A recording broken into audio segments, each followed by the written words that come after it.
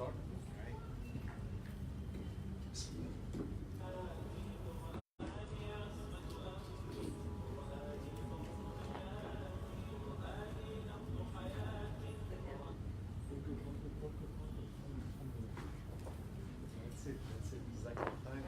السلام عليكم ورحمة الله وبركاته. بسم الله الرحمن الرحيم، الحمد لله رب العالمين، والصلاة والسلام على سيد الأولين والآخرين وعلى آله وصحبه والتابعين وعلى من تبعهم بإحسان إلى يوم الدين، وارض اللهم عنا معهم أجمعين، اللهم آمين. رب اشرح لي صدري ويسر لي أمري واحلل عقدة من لساني يفقهوا قولي. سبحانك لا علم لنا إلا ما علمتنا إنك أنت العليم الحكيم. My dear sisters in Islam, may Allah bless you for coming over to attend this event. And thanks to all the organizers involved, the management committee of Al-Huda Institute. May Allah bless you all for the effort. I heard great stuff about you. And I can't wait to, inshallah, get involved in more programs in the future, inshallah ta'ala. Today the title is Internet Wise Ladies. But before we delve into the topic, I want to ask you a few questions, and I hope, inshallah ta'ala, that every sister in the room will be honest about her answers. So let's start just by raising hands, inshallah, bismillah. Let's see, test your level of honesty, bismillah ar-Rahman ar-Rahim. How many of us here are still watching movies? Allahu Akbar, takbir. How many of us are watching TV series, sitcom, YouTube videos? Come on, sister, come on. There's no teacher looking here to judge you, inshallah. No one is here to judge you, right? Only me. All right. How many of you watching all these things on the internet? All right, the days of TV is over. You know the first time that we had a colored TV? I'm 43 years old, by the way. So the first time, so I grew up, we have black and white TV. Anyone experienced black and white TV? Anyone? Beautiful, yeah? And in Egypt, back where I come from, we had only two channels. Two channels. And even the names of these channels were boring. Like channel 1 and channel, guess? Boring. And to turn the channel, you have to walk from where you are to the TV. You can't just, click. Yeah? So, and to turn the channel, you have to do tick, tick, tick, tick, tick, tick, tick, tick, tick. Yeah? That was the black and white TV. And one day my father had this genius idea. He bought a colored transparent paper, and he asked us to actually stick these colored paper on the TV. So we got a colored TV just made by us, So we start cutting lines by lines, like orange, yellow, red, blue, and we put them together. It was different, and we were excited about it. Like we were very happy to see colored TV, although it's black and white. And this is, by the way, my sisters in Islam, this is how our brain works. Our brain, or part of it, because the brain is very complicated, the mechanism, very, very complicated creation, subhanAllah al-Azim. But our brain craves anything exciting. Anything new, the brain craves it. So we were very young, seeing just different colors on the TV that we grew up seeing it in our house, made a lot of whole difference in our attitude. Now later on, my father bought us a real color TV, and oh my God, that was like Jannah in the house. Yeah, hold on. And then the age of telephone, landline telephone. So landline telephone. How many of you have seen the telephone that you dial through the ring, like tick, tick, tick, tick, tick, tick, tick, tick, tick, and then you wait until it goes back, and then you know that. So I was very young. I remember that day very clearly when the phone came in. So back in the days, you have to apply, and then you have to wait for a couple of years until they respond to your request, and then a day will be decided for them to install the phone, and then when they install the phone, you have to wait until you get the ringtone. Can you imagine if this is happening today? People will kill each other out of impatience, yeah? So anyway, the telephone came, and we were very excited. We want to call our uncles, our cousins, our everyone to tell them that this is our new number. And I remember my mother, may Allah subhanahu wa ta'ala give her more health and bless her, Ameen. She was only in two places in the house. My mother is to be found in two places. Anyone can guess? Then? the kitchen and the prayer rug. So that was my mom. Or in the market outside buying us food for the kitchen. Yani, the kitchen was her castle. So she didn't know much about technology or anything. So one day, when we received the first ringtone in the phone, she started calling her sister, you know, my auntie. So she called her, and then the machine, you know, the answering machine on the phone said, "This number is invalid. Please try again later." So my mother said, "Okay, thank you so much." To that extent, my mom was very innocent to that extent. So technology for us was something really great. But you have, back in the days, you'll have to wait a couple of years until you find something else new, right? So the radio, I remember in 1940s, I don't know exact date, but it was very, very big thing for people to hear news live through the radio. And then we waited many, many years to see the TV, and then the cinema and so on. So the technology was developing, but in a very slow pace. Today, my sisters in Islam, you don't need to be told what's happening in the field of technology. In the past 15 years alone, the sophisticated devices that we are holding today was just an idea that we have seen in Hollywood movies, that we were laughing when watching it, right? And today we are seeing even more sophisticated ideas that will be soon in the market. Have you seen any movies where the guys will do like this? And then a screen will appear in the air? This is actually happening. This technology is already there. I saw a presentation by an Indian engineer who already showed them that you can do it. It's easy. The foundation is there. Just they're waiting for the right time for you to get with, you know, to fulfill your desires with the iPhone 8, 9, 20, 100, and Samsung Galaxy Note 8, 9, 10, 11. They are just sucking your blood until, or enough with that, let me get you something new. Let me get you something even more exciting. Let me just create a zombie out of a human being. This is the plan. Because they know that this is what our brain craves for. There is something powerful in our brain called dopamine. Anyone here from a medical background, psychology? Yes? Do you know dopamine, sister? What dopamine does in our brain is actually pushing you to crave for something. So it's the craving hormone in our brain. Wanting, always wanting, seeking something different, something exciting. That's dopamine. And once dopamine is produced in the brain, you are basically out of control. Can I give you an example? Who loves pizza here? We are a very healthy community. I love that. So after eating a whole pizza by yourself, inshallah, and then you're very full, yeah? You're very full. So somebody will tell you, take another slice. What do you say? No, alhamdulillah, I'm very full. I can't. If I eat one bite, I will die. Yeah?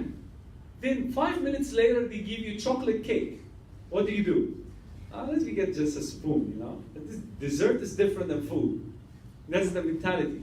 What happens is there is another hormone in our brain called opioid. And the opioid is the hormone for controlling you a little bit. Like telling you, enough. You're satisfied now.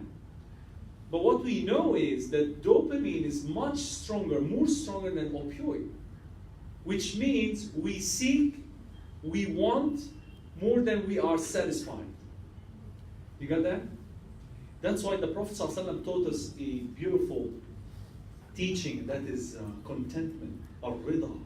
To be happy with whatever little you have consumed. That's related to food. Allah subhanahu wa ta'ala said in the Quran, eat and drink, enjoy what Allah subhanahu wa ta'ala has given you, وَلَا تُسْرِفُوا, but don't be so exaggerating in consumption. And there are some people, they pray 5 times a day, but they also eat 5 times a day. You know, after every meal they have to eat something. Their mouth has to work. And that is the result of this dopamine. You trained your brain, exactly like, you know, when you train a dog. You know, I had 2 dogs, by the way, don't judge me, okay? Don't judge me. I had 2 dogs for security reasons. But I was training them as well, because I want them to bark so that they can secure a particular place. So I trained my 2 dogs. that if I put my hands in my pocket, both of them must sit down. Why? Because a treat will come out of my pocket. So anytime I will come from outside, they will run, shake their tails. They're very happy. Dogs are very loyal. I wish human beings would be like dogs, in terms of their loyalty. But dogs will come and shake your tail. Once you put your hand in your pocket, they will sit on the spot. Our brain is like that, similar to that. So there is a part in our brain which I call, are you ready for that? This is very important to know. The stupid brain. It is called what?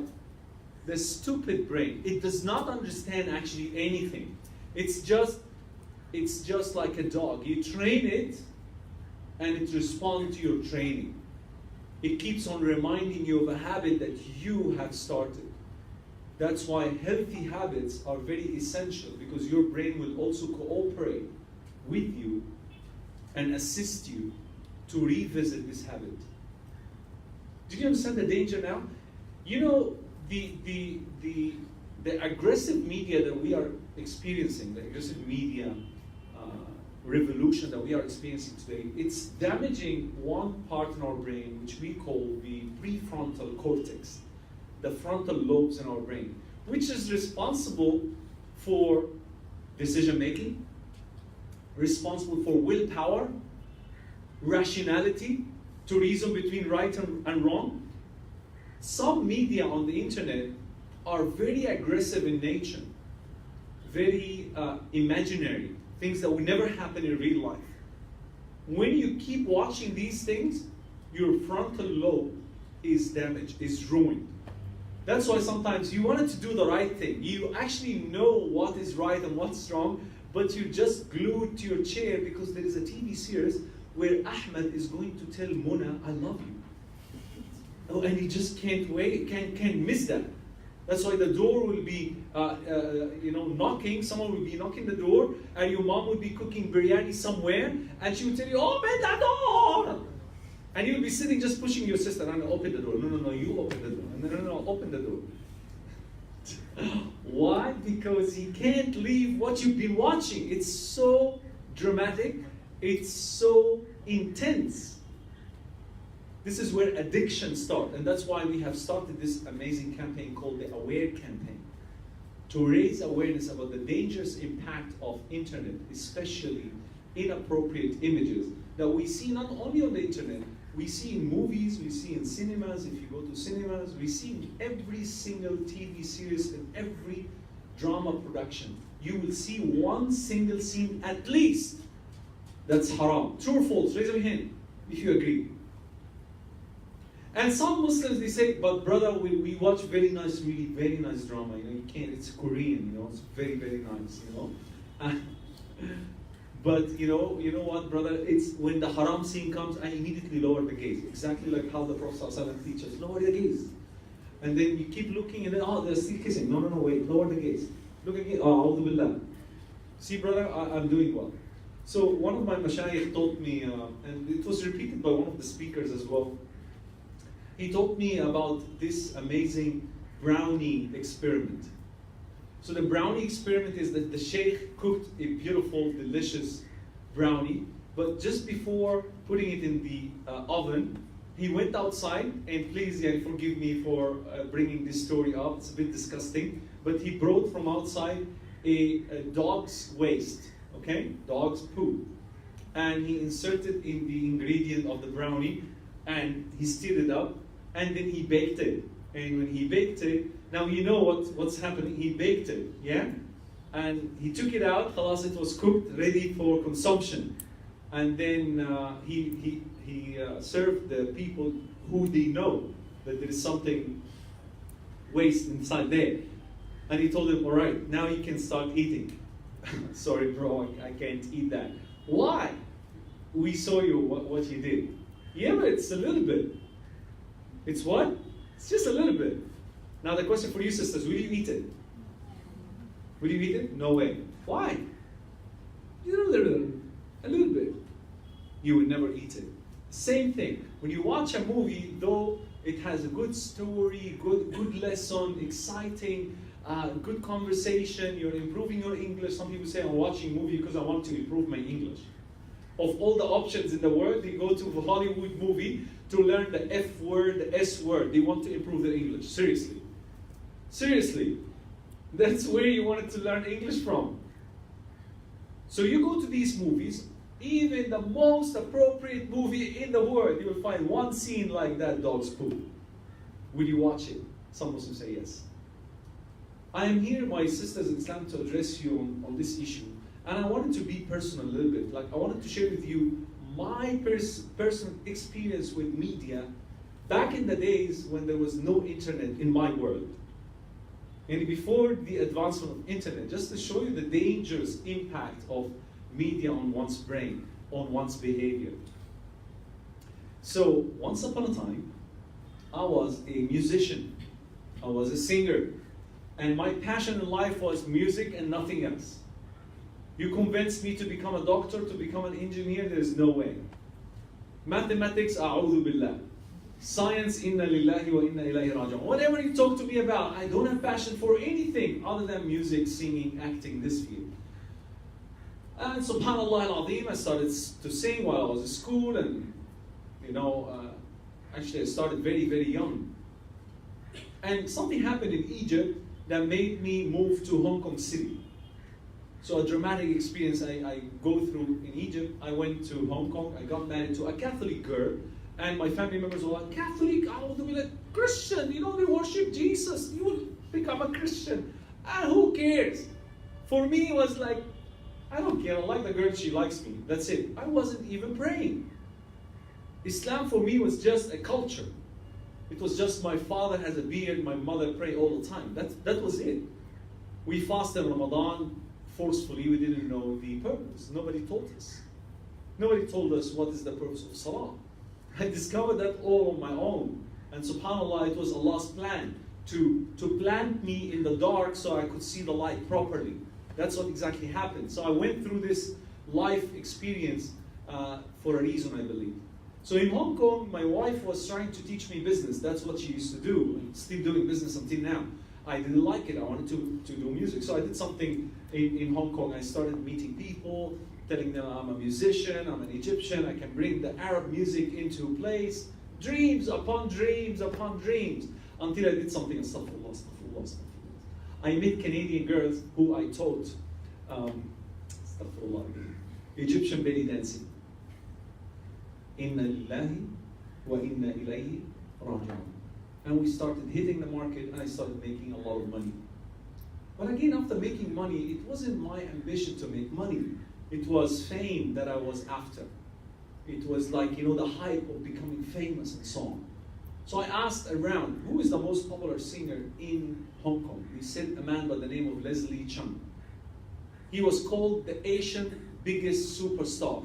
People will fly from all over Asia to attend his concerts and movies. I said I wanted to compete with that man. I want to be like him. So I started attending his gathering, meeting him, visiting his production company. And one day Shaitan whispers to me, he said, go and produce music in Arabic, but the lyrics should be in Chinese. And you sing that. And then Leslie would sing Chinese with Arabic melody. And the idea at that time was shaitanic, meaning it attracted the attention of everyone. We started working on the project, and I was waiting for the good news so that I can become the next, star back in the days. And one day I was in China mainland.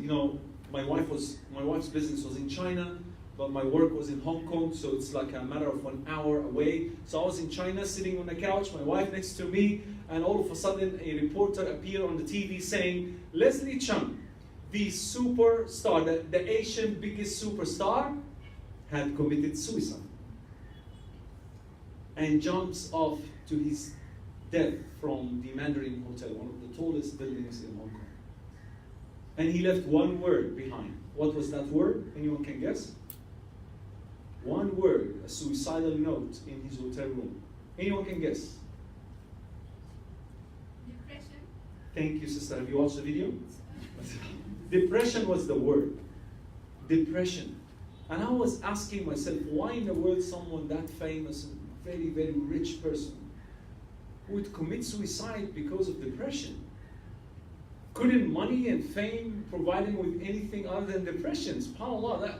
Then I entered into a phase of depression myself for 6 months. 6 months I couldn't sleep, I couldn't eat, I couldn't comprehend what's going on. It was really difficult state of mind. May Allah save us from such trials. It's really traumatic. They would talk to me, I would be just staring at them like a zombie, but I wouldn't understand or make sense of anything, subhanAllah. And prior to this, I used to go with my wife to the church, which made the situation worse, because I started getting attracted to the music in the church. And the priest will line us up and then give that piece of biscuit, with a cross on it. And then he will tell the people in the name of the Father, and of the Son, and of the Holy Spirit. Now you have two options. Either you open your mouth and get the blessing in, or you take it in your hand and eat it. So I said, no way I'm going to open my mouth for this man. So I went up to him and I said, in the name of the Father, and of the Son, and of the Holy Spirit. I took it from him and I said, Bismillah ar-Rahman ar-Rahim. So I want to make it halal, Stupid.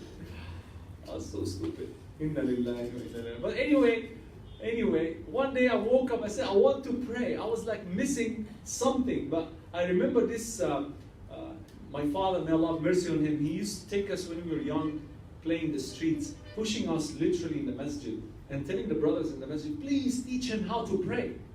So I remember that day, and I remember the Shaykh was teaching us how to really pray. And he said, when you pray, stand still.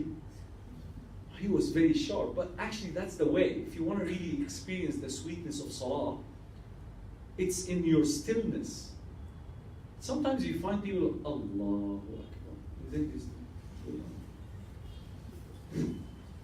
Have you seen sisters laugh? If you laugh loud, it's fine. Together laugh, okay?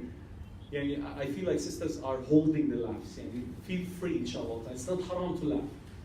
Sauda and Aisha, may Allah be pleased with them, used to laugh with the Prophet ﷺ, and they will see their molar teeth, so it's fun. I will tell you something about the molar teeth later on.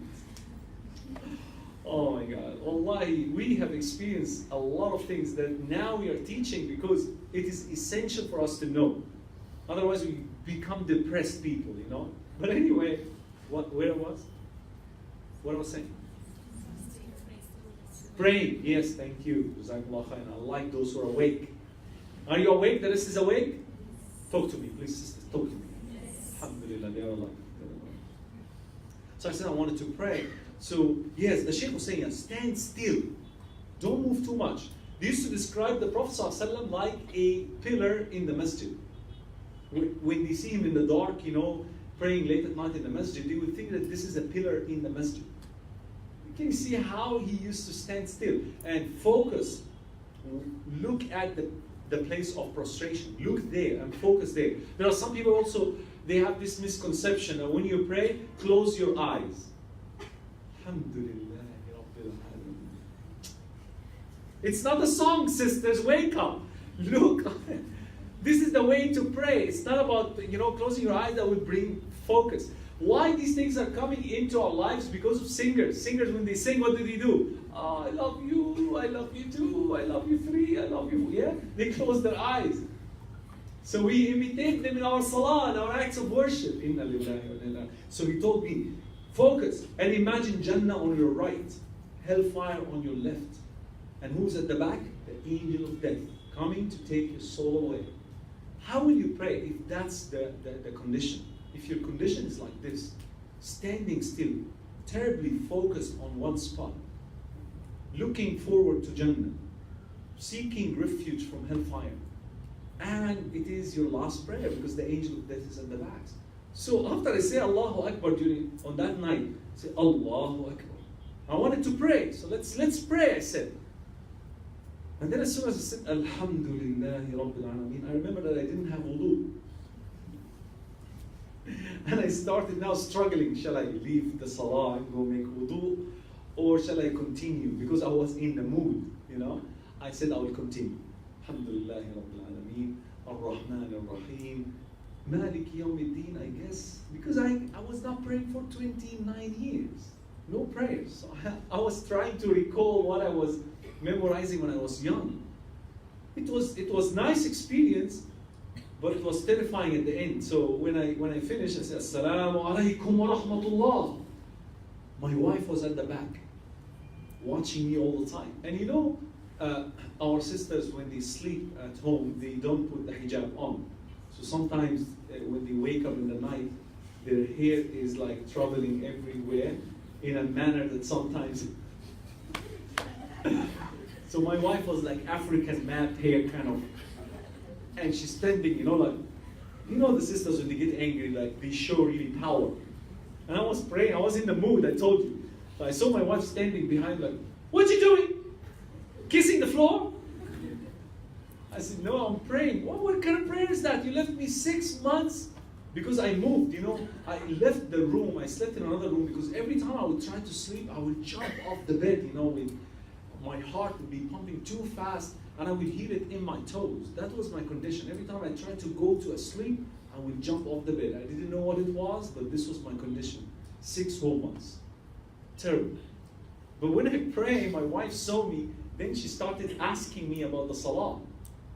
First of all, I thought that it was the angel of death. Yeah, just... And I said that is too fast. I was like, without wudu. So it was amazing. And until now, I make that joke with my wife. I say, the best angel ever. But subhanAllah, that was the case. And she started asking me, she said, can I pray with you, but I don't want to become a Muslim? I said, sure. And the Arabs, they don't know how to say, I don't know. If you ever have known an Arab person. Any Arab in the room? Any Arab here? Don't be shy, they're all good people. Alhamdulillah, they're not here. Let's talk freely. I'm an Arab, so the Arabs don't know how to say I don't know. Meaning, if they don't know, they are shy to say I don't know. They have to say something. They have to give you some advice. So my wife told me, can I pray with you? I said, sure. You will teach me? Absolutely. I myself don't know. So I went on the internet and I printed some stuff and I told her, yeah, hold these things and whatever I do, you just follow. Allahu Akbar. So my wife's looking at me. What is Allahu Akbar? Nobody knows. And she's reading the English. And we went to prostration. And while saying Subhanallah Wael Ibrahim, I heard my wife next to me like this, like she was crying. My wife, Christian Catholic lady, prostrating, doesn't know what we are saying, and she started crying. And I was like, Subhanallah Wael Ibrahim, are you okay, honey? You're okay? Doing well? No answer. We finished the salah and then I saw her full of tears, and I said, why are you crying? We were supposed to be like praying, like prayers is fun. She said something I'll never forget. She said, God is worthy of being worshipped like this. This is the right way to pray. And that was the changing point, or the turning point in her life. She started developing love for learning about Islam. She became a Muslim. Her father became a Muslim later. Her brother became a Muslim. I was still struggling. Music was my addiction, so I was still struggling. In fact, when my wife was trying to take Shahada, I said, no, wait. Because I thought that my wife now would become a fanatic. She would tell me, this is haram, this is haram. And unfortunately, in our community, we have those haram hunters. Do you have them here? Do you have the haram hunters? Girls, answer me, please. Yes, you do. Anything you do, say haram. But my hijab is red, haram. But my niqab has a hole, haram. Can I laugh, haram? And there are people who have the haram, the automatic haram gun. Like, as soon as you talk, don't talk. We don't want you to talk or open your mouth. Shh, shut up. So I met those haram hunters everywhere I go. And I was in the beginning of making a change. So I went to the masjid that day, happy, my wife became a Muslim, and I wanted to see someone to teach me now. I was very excited, so I'm looking, and I spotted an Egyptian guy over there. We know each other, like Chinese, Arabs, the same, the Arabs. Although when I go to Pakistan, they talk to me Urdu. They think I'm Pakistani, so they keep on telling me Urdu stuff, and I say, G. That's what I know. So I saw an Egyptian, and I started acting in an inappropriate manner. In the sense that I started shouting in the masjid, Habibi, like, oh man, I was lost. Can you teach me? I was so loud. And all of a sudden, an elderly man with beard that big, mashallah, came from the end of the masjid with one word. You know what's that word? Haram! And then he didn't speak much of English, but his finger does all the talking. His finger was like, I don't want to say the nationality because I don't want the Pakistanis to be angry. But anyway, and I love Pakistan. I always make fun of them because they are really dear to my heart. So he was an elderly man, and he told me, "Don't laugh in the masjid." So okay, I'm sorry, I didn't know. And then he added an information that changed my life as well. He said, "When you laugh, don't show your teeth." I said, "Okay, what? How in the world anyone will laugh without showing his teeth? Unless they're niqabi, mashallah. That's the only way you can laugh without showing your teeth if you're niqabi. So the niqabis are upon the sunnah now.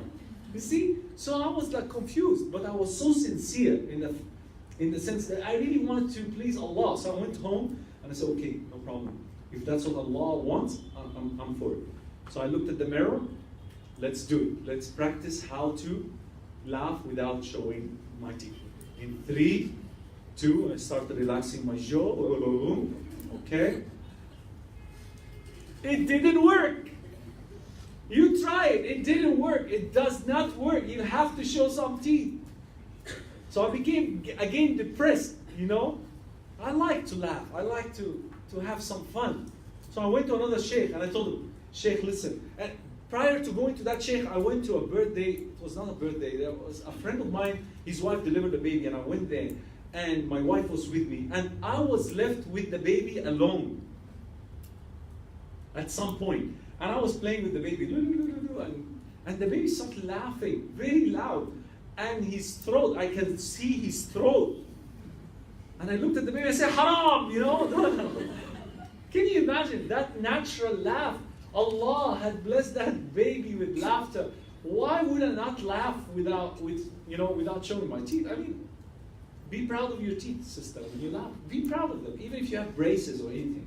Even if one is smaller than the other, be happy. So I went to another sheikh and I told him, "Look, is laughing in Islam haram? To laugh, to have jokes?" He said, "Son," he gave me the advice of my life.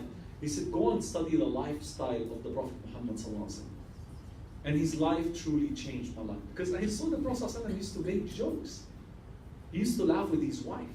The narrator would say that when he saw the molar teeth of the Prophet Muhammad sallallahu alaihi wasallam, Sauda radiallahu anha ardaha, she cooked a dish and she gave to Aisha. She didn't like it. She put the food on her face. Then Aisha took the food and she put it on Sauda's face in the presence of the Prophet Muhammad sallallahu alaihi wasallam. He didn't tell them, "Haram, this is the food.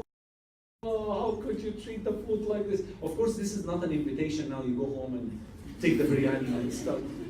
No, I mean, it was an incident that took place and the Prophet took it lightly. And this is what we need to bring to our culture. Take things lightly. I mean, who would imagine the Prophet ﷺ racing with Aisha? Racing. Let's race Aisha. One day she won, and then he never forget that she beats him in racing for that one. Now we are even. Allahu Akbar. Who would remember? A person with his responsibility, sallallahu alaihi wasallam, how could he bring that into place? My sisters, why am I telling you all this? Because Islam is much more than the 5 daily prayers. Islam is much more than the pillars, the 5 pillars. If you look at the hadith of the Prophet ﷺ, "Bunya al-Islamu ala khams," I just wanted to give you a descriptive scene so that you can get what I wanted to tell you. So you see the Prophet ﷺ said what? "Bunya al-Islamu," this is Islam, "ala khams." Islam has been established upon 5 pillars. So this is Islam, and those are the 5 pillars. Which means what? Islam is not the 5 pillars. You got what I mean? Bunya al-Islam. Islam has been established upon 5 pillars. Our problems, my sister, is that we take the 5 pillars and we consider them the whole Islam. We forgot that honesty is part of Islam. Truthfulness is part of Islam. Being good to your parents, to your neighbors is part of Islam. Humbleness is part of Islam. All these things are keys to Jannah. Yani the Prophet ﷺ said, "Alaykum bis-sidq," I command you to be truthful, because truthfulness leads to righteousness, and righteousness leads to Jannah. And be careful of lying, because lying leads to wickedness, and wickedness leads to hellfire. So it's not an easy issue. And in our community we have white lie, and pink lie, purple lie, black lies, and it depends on, no, there is no such thing as that. There are 3 types of lies which the Prophet ﷺ say could be halal. One of them is to reconcile between 2 people who are quarreling. You talk to them a little bit, nice words here, not necessarily true. What else? The second condition, if you are under threat, you can say false information. The third, between spouses, like praising each other. Yani, you remember the hairstyle of the sisters in the morning? Imagine the wedding night in the morning, the makeup they put, sometimes they bleed. You know, that mascara stuff, and rouge à joues, and I don't know, the creams and all, it becomes like, you know, Dracula in the morning. So instead of saying good morning, honey, say أعوذ بالله من الشيطان الرجيم. Now you are told, I cannot, but you cannot, you know, look at your wife, say, hey, get up, do something in your face. I married you, beautiful. What happened? A'udhu billah, get up. No, you can't do that. You should look at her in the middle of all these crises and tell her, you're the most beautiful woman I've ever seen in your life. But don't exaggerate. I tell men, don't exaggerate, otherwise they spot the liars. They know that you are lying. But these are the 3 conditions in which a Muslim can lie. Other than that, no. The Prophet ﷺ tolerated every sin except lie. Every sin. He couldn't tolerate lies. So Islam is much more than 5 pillars. Islam is the whole house. If I bought a land here in Sri Lanka with pillars, foundations, can I move in tomorrow? Can I move in tomorrow and say this is my house? But it's only pillars. Where will you sleep? There are no roof, no walls, no furniture, no electricity. This is Islam. So start building. Don't just sleep within the pillars, because that would mean that your iman is not protected. When you live in the streets, you have insects, you have beasts, you have rain, you have sun, you have heat, you have thieves, you have so many things can attack your iman, because you're just the 5 pillars, alhamdulillah. Yes, there is a hadith of the Prophet ﷺ where a man came to him and told him, supposedly I just pray 5 times a day, and pay the zakah, and fast in Ramadan, and go to Hajj, and so on. Will I be in Jannah? The Prophet ﷺ said, yes. But the scholar said that this is the condition of the man who asked. Allah subhanahu wa ta'ala revealed to the Prophet ﷺ the condition of this man. This should not be taken that everyone will just be, will stick to mediocrity. Like, you know, that's it, the minimum.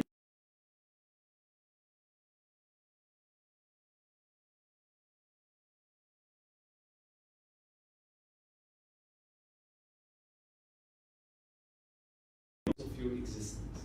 How? Let me give you just one example, and then I will end it there for you to have questions, inshallah. So I was watching this Indian movie. I love Indian movies back in the days, and I used to, my other addiction. So I'm addicted officially to Sri Lankan milk tea. Yeah, that's. I'm warning you because my addiction is working. And subhanAllah, Indian movies were my addiction. So I grew up on Amitabh Bachchan, Zinat Aman, Shah Rukh Khan later on, you know, is new. Compared, I'm not that old yet, I'm 43 years old, but growing up, it was that movie that attracted my attention. So there was this movie called Mard, M-A-R-D, Mard. Anyone saw it? You know that movie? You know the movie? Allah, don't watch it again, please. Don't ever give a tip to your children, you will ruin their brain. But you know, I'm glad you know, because I've been asking the people in Sri Lanka, and they're elderly, and say, what? No, they don't know what. It's amazing, amazing. You know, the Indians have this imagination beyond anyone's brain. Yani Amitabh Bachchan could fight 10 people And those 10 people will beat him to death, like, he would be bleeding from every direction. And all of a sudden, music comes. Then Amitabh will get up, and then he will beat them up all. And sometimes one punch, 5 will fly. They will fly, not fall down, they will fly. Exaggeration and everything. So, there was a scene in that movie where this guy, the father of Amitabh, he will hold a rope and the plane is moving. The plane is taking off and he will, the rope, and throw the rope goes on the on the wing, and he would actually pull back the plane. Allahu Akbar. So this part starts like this. The British army or something coming to a small village to attack that village. And the father of Amitabh wanted to protect his wife and child. So he told them, mount the horse, run away, we'll talk later, But before that, he wanted to make a sign on his son's chest to recognize him later in the future, in case they got separated. That imagination, yeah? You've seen Indian movie before, or Sri Lankan don't watch movies? Indian movie, Hollywood, Bollywood. You watch these things? So you know what I'm talking about, the revenge movies, like a boy would be born and happy life, happy family.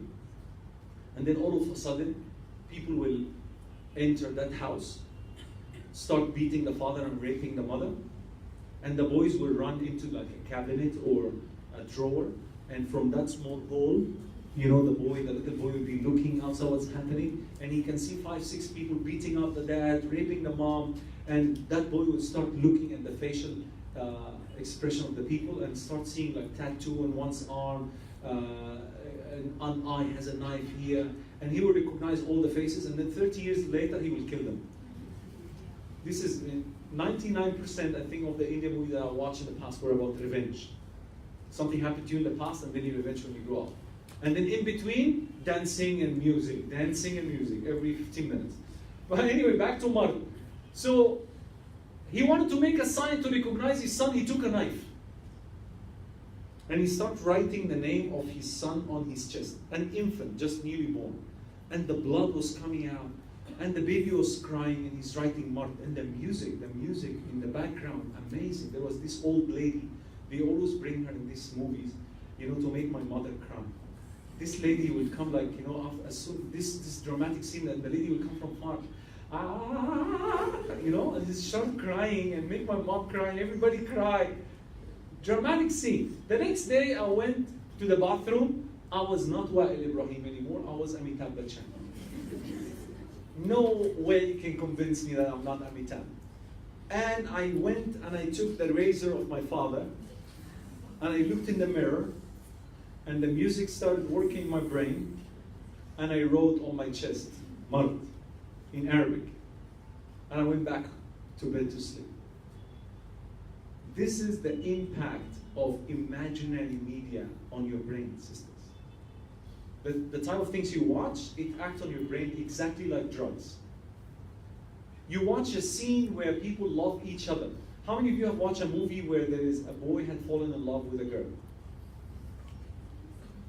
How many of you have watched a movie, mashallah, there is a sister very excited about it. How many of you have watched a movie where the boy was poor and the lady was rich? How many of you have watched that same movie where the boy went to propose to the dad, he went to ask his approval, and he was rejected because he's poor? Yeah? So I was watching this movie with my granny, and she was next to me, and we were watching the Arabic version of that movie, because in every culture you have that kind of movie. And the girl wanted to flee with her boyfriend, so she went to the room and she opened the door, and the door was like,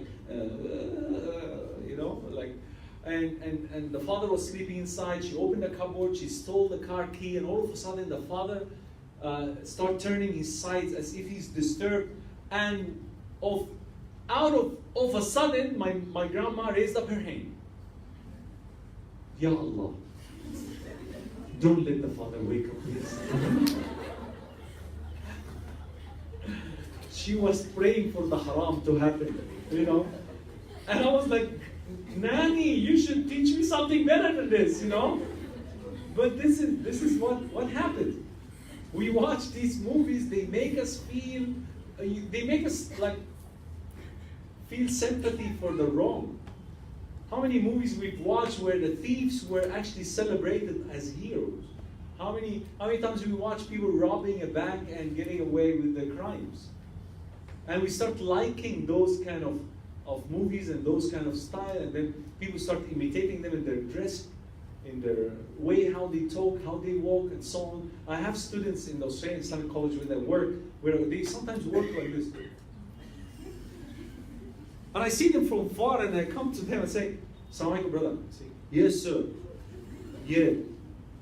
I say, "Why are you walking like that?" "Like what, sir?" And he's Somali, and he's not an American. He's Somali, from Somalia.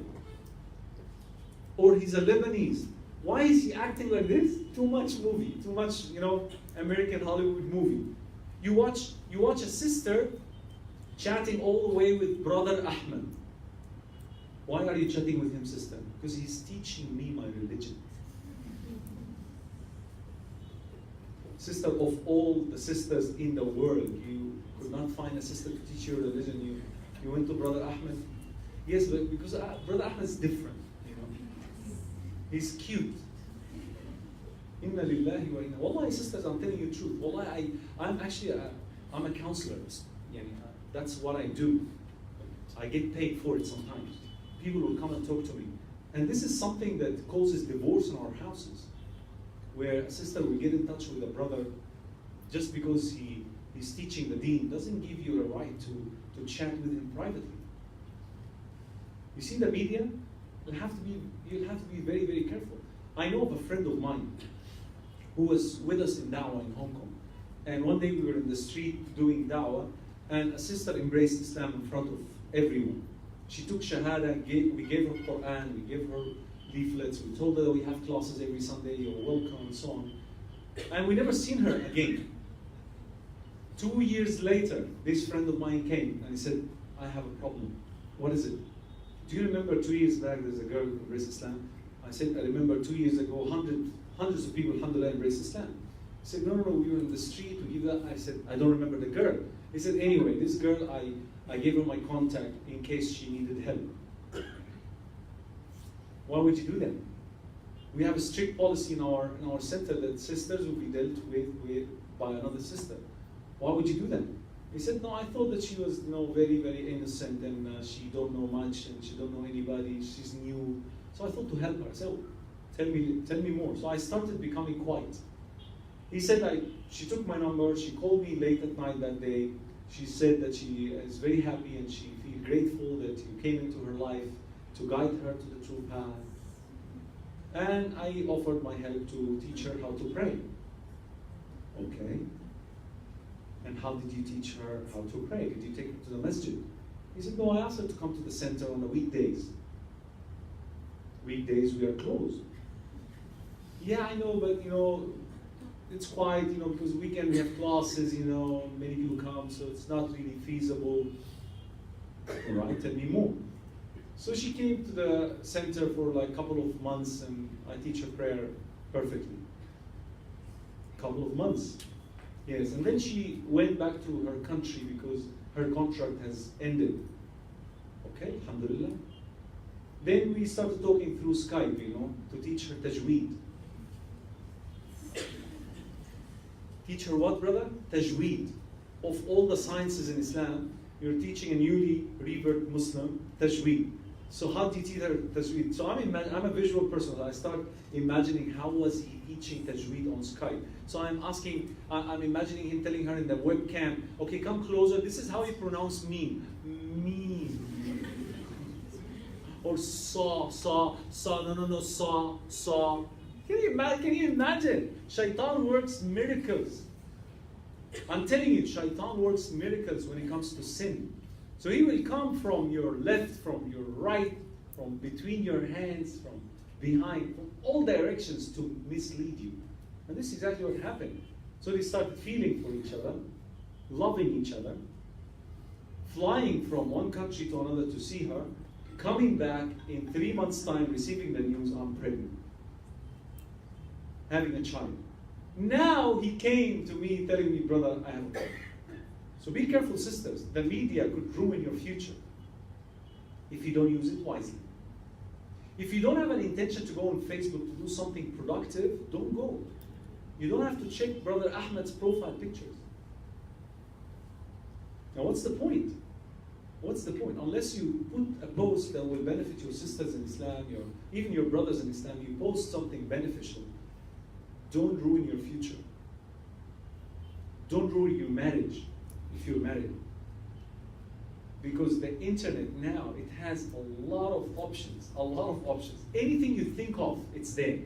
Can you imagine? Anything any evilish thing that you think of, it is there. And also it's full of blessings, full of knowledge. And alhamdulillah, now you can secure a highly accredited degree online. This is blessing.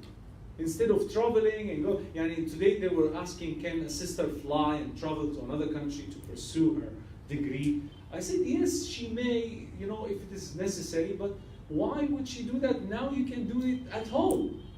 With, internet speed, you can do it at home. So unless we are really careful, we may fall and start, following these footsteps of shaitan.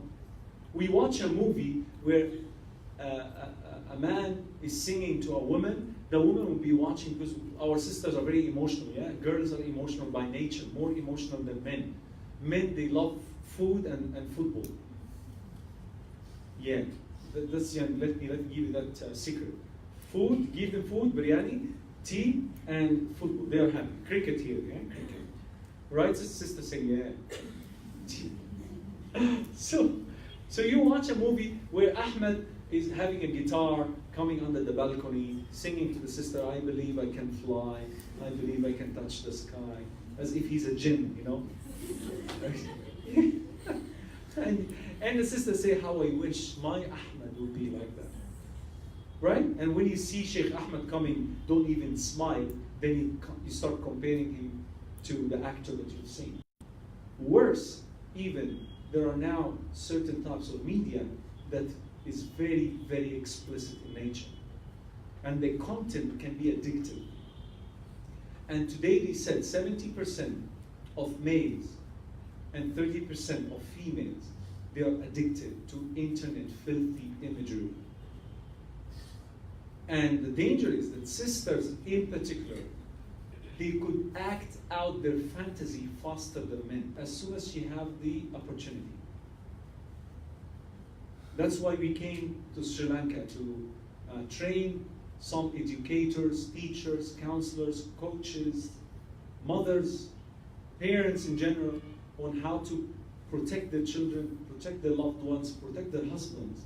I receive a lot of emails from sisters telling me, I called my husband many times watching these things. What's wrong with me? So we need to provide the necessary education in this area because it's prevalent. There is one website in this regards. Of course, I'm not going to mention the name of the website, but that website reveals statistics every year. In 2017, they claimed that 82.5 billion people have visited their website. I want to repeat the number again. How many people lives on Earth today? 7 billion, right? 7 billion. Let's take 10 billion. Let's give them bonus. 10 billion people lives on Earth. We're talking about 82.5 billion visitors. Meaning the frequency of visits to this website have exceeded 82 billion, not in history, in a single year, on one website. One website only. And there are billions of these websites out there. Sri Lanka, your blessed country, may Allah protect it, according to this website, it is ranked number 23. The sisters are, oh my God. 23, ranked number 23 in terms of traffic on this particular website.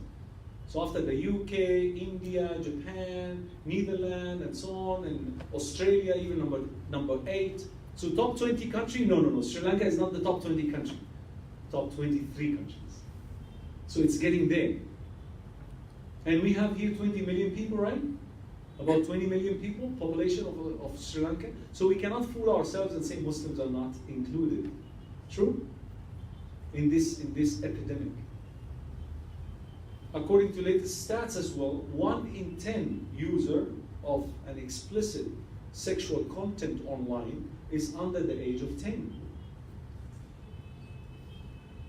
I'm delivering a course today, right? A short course on parental guidance against visual addiction in, where is it? Huh? Mayura Place Masjid. Inshallah, for parents. And we got to show more statistics regarding this issue on how to talk to children at that young age about the danger impact of visual addiction, especially explicit content that they are exposed to, and they see it, and the experts are now advising parents to talk to their children about the harm that it could cause at a very young age, as young as 6 years. Because if 1 in 10 users is under the age of 10, then it make very good sense to speak about them younger, to prepare them for this world that God knows, God alone knows how technology and internet is going to take us to. Only Allah knows. With the virtual reality, with the 3-dimensional things, and I just heard today that they are preparing something called 6D. I don't know what is that, 6D. Things will pop up from nowhere. May Allah protect us all. But it's very important for us to pay heed, to protect ourselves and others. So inshallah ta'ala, I hope and I pray that you will join that team. We are training, inshallah, the people in Sri Lanka tomorrow and day after. The details, I think the brothers will share with you after. My talk, 2 whole day workshops. One is 50 Shades of Hope. That's tomorrow, Saturday. And the second, on Sunday, it will be Train the Trainer program. It's a certification program for those who wish to become certified coach with the AWARE campaign, to become part of our team here in Sri Lanka. So that next time, inshallah, you can arrange your own courses, you can arrange your own classes to educate your sisters. If you have noticed, I never mentioned a word regarding this campaign, because that word, your sisters, I'm a brother, it's very sensitive issue to talk about in front of sisters. Actually, very, I feel sometimes uncomfortable to address these issues to sisters. So inshallah, when you are trained, you will save me from that hassle. So when I come back again, I talk only to the brothers, and you can do your job with your fellow sisters. May Allah bless you and protect you all. Inshallah, we'll spend some time with you for answering any question. And please, please, please, sisters, we have reached to a time and age that taboo topics must be addressed. Any topics that are swept under the carpet, it only causes more harm than benefit, wallahi. Because if you don't want to talk about it, guess what? Your children will find something else online to address the issue. And in most cases, 90% of the time, they get the education about this particular topic from the wrong sources. So you should be the educator number 1 to your family members. So if this issue is so sensitive, so the culture here doesn't accept it and all that, it causes more damage than benefit. So please, start, inshallah, engaging the people in this discussion, start talking about it, start gaining knowledge in that area, so that when people ask you, tell them, listen, cigarette, everybody knows cigarette, true or false? Everybody knows the harm of cigarette, true or false? Shouldn't we talk about it, and should we not talk about it and tell the people that it's dangerous, it's harmful, be careful, it can cause addiction? Just because if we talk about it, maybe some people will do it? Some people think this way, like if I talk about sensitive issue, I'm opening the eyes of the people. But that's true in a way. It's true in a way. If that issue is still not prevalent, if it's not very popular, if it's not very common, yes, keep silent about it. But when it reaches to an epidemic proportion, we have to address it. We have to go to the public now and tell them, listen, we are on the top, 23 countries. The damage is prevalent. It causes divorce. 56% of divorce cases in America happens because one or either partner is addicted to explicit sexual content online. 56, that's more than 50%. More than half of the people get married in America, they get divorced because of this filth. I get phone calls, I get emails. Mufti Mick, may Allah bless him, he mentioned to me about this, that I'm expert in this, and the video went online and people start pouring messages to my email, and then I started creating 6 email addresses because the emails were really coming fast. And I didn't know why. Some people told me because Mufti Mick in Malaysia say something. Then today I have 24,000 emails unanswered from Muslim brothers and sisters alike seeking help. And I'm only one person. So please support this.